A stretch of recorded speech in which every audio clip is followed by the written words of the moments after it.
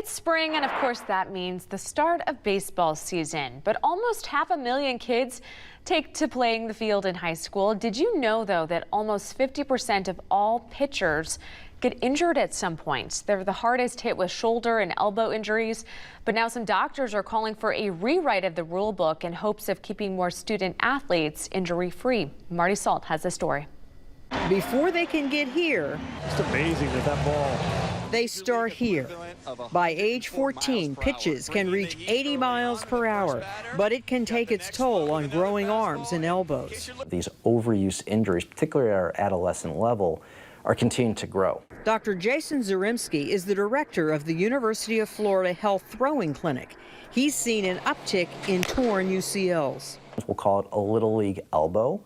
The fancy term is called apophysitis, or inflammation at the growth plate in the elbow. In a paper published in the Clinical Journal of Sport Medicine, Zaremski calls for stricter guidelines, starting with enforced pitch counts.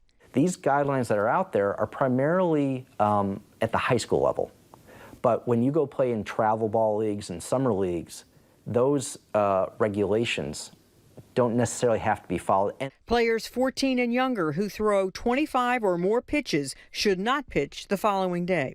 If you include warm-up and your bullpen and throwing between innings, you're actually throwing about 40% more pitches. No pitching off the mound in practice on consecutive days. And teams should stop using weighted baseballs in practice.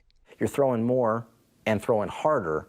At some point, your elbow is going to break down. And although these injuries are not life-threatening, they can sideline players for a year.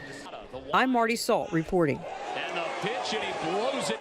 Dr. Zaremski also suggests schools formalize a 4-week ramp-up period before the baseball season begins. This would allow players' arms to strengthen. We'll be right back.